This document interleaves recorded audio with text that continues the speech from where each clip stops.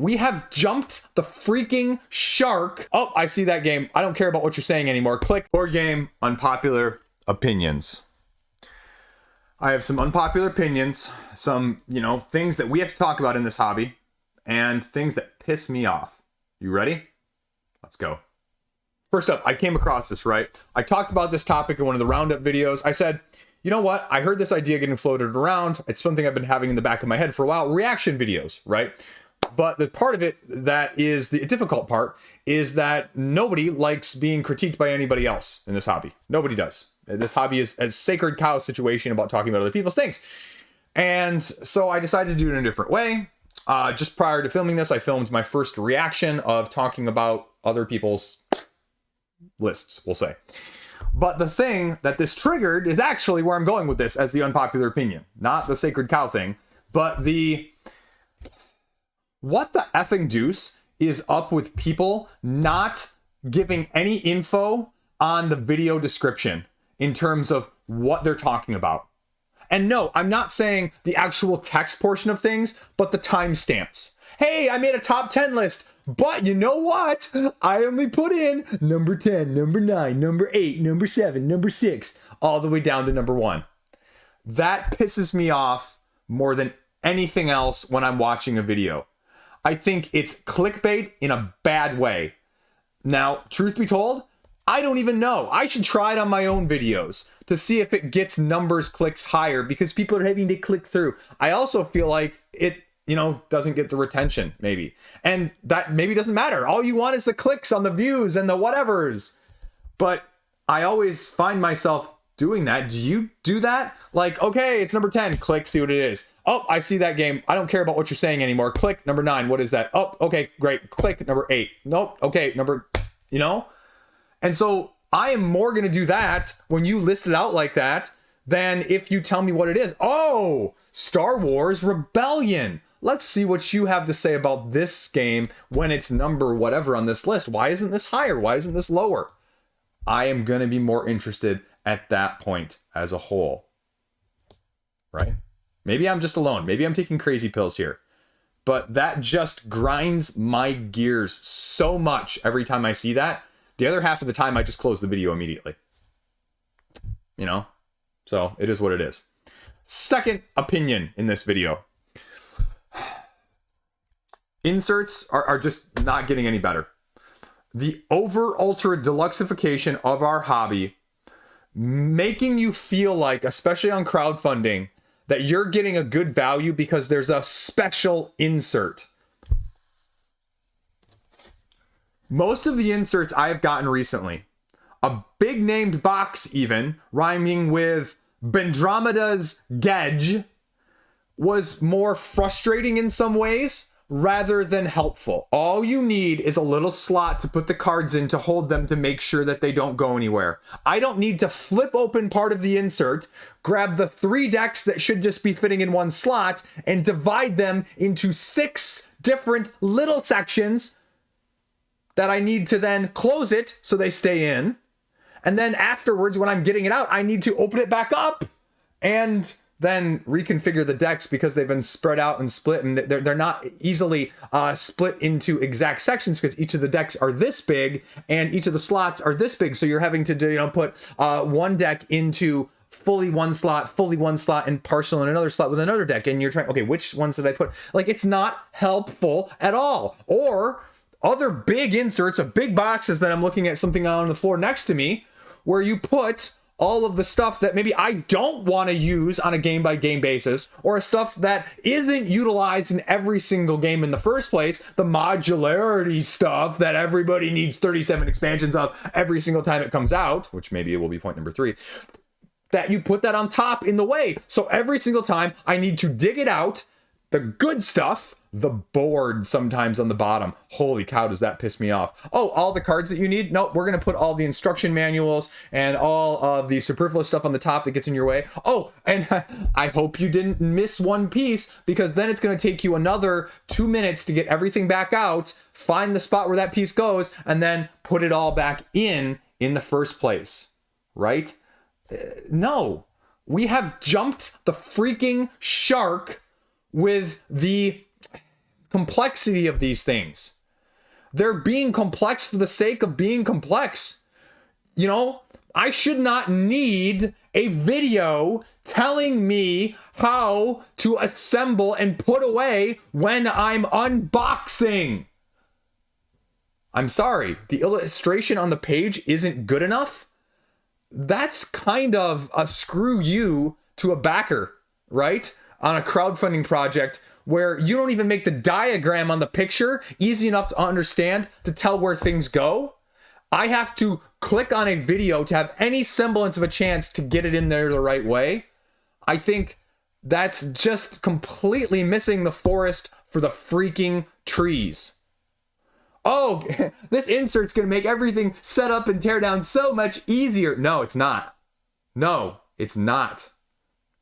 You know, this thing looks like a medieval castle made of plastic from the 1980s rather than a useful insert to be able to tell where stuff goes. You know, forbid you actually label the insert something useful or some, you know, diagram or insignia or symbol to actually tell you. That would be too much, right? Sometimes the box lid still, even with the insert, sometimes makes you go, is this thing really going to work? Is this thing really going to close? Oh, you know, it has to be twisted around this way plastic-wise in order for it to toss the thing out the freaking window and just let me shut my mother freaking box normally. I'll baggy this thing up all the hell and dish it out as we go, because chances are, if I can just dump it out, it's not going to take me that much longer. Point number 3, crowdfunding games and expansions. This is a very good point. Crowdfunding games are no longer feeling like, you know what? We designed this, and then afterwards we heard your criticisms, or we heard that there were issues, and so subsequently we dealt with those issues.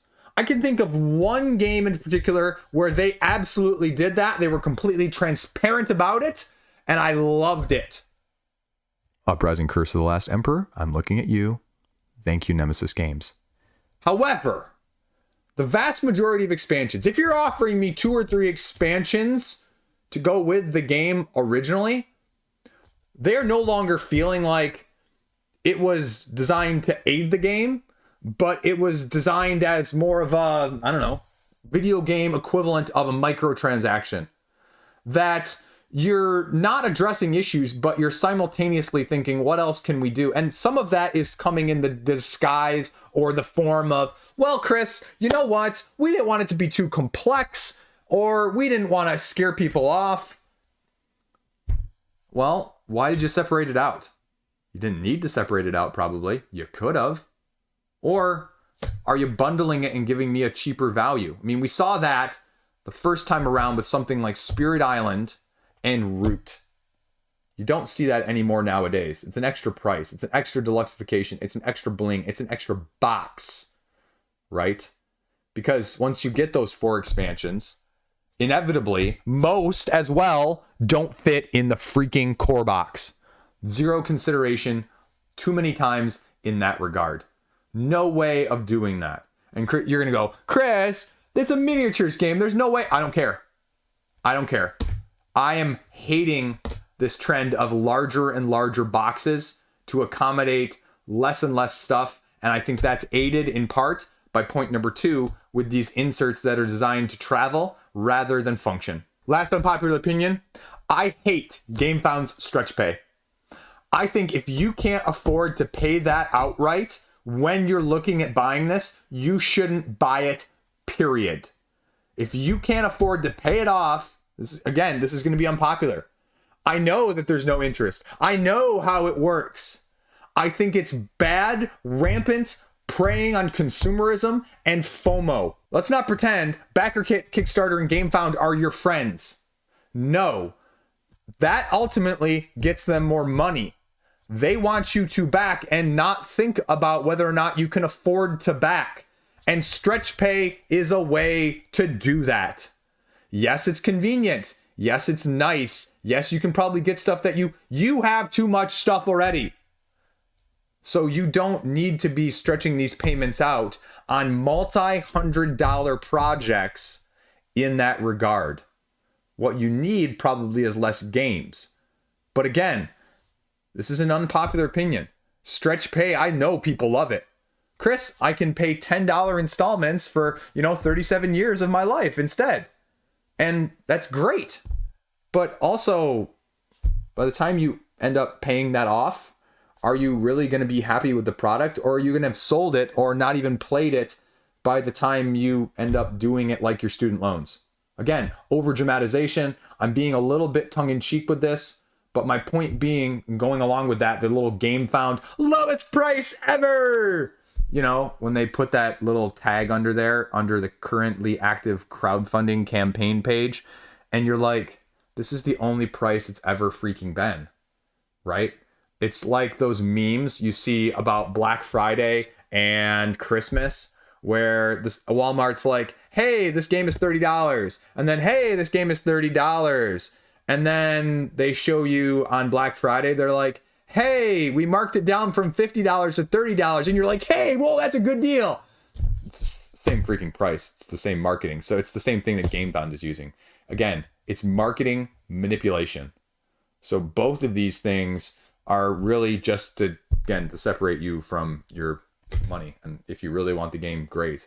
And, stretch pay can be fantastic if you're really that strapped. But I'd make the argument that if you're that strapped for cash and you're having to sell games, to pay your bills, which is what I see on Facebook all the time. Oh, got to do that again. Like, maybe you shouldn't be buying this, and maybe stretch pay is something that you shouldn't be putting in your budget in the first place, right? So if it falls without your budget means, you shouldn't have to find a different way to budget it in my opinion. So, and that's coming from someone who has way too many games in the first place. But there you go. Those are your unpopular opinions. Tell me how wrong I am down below.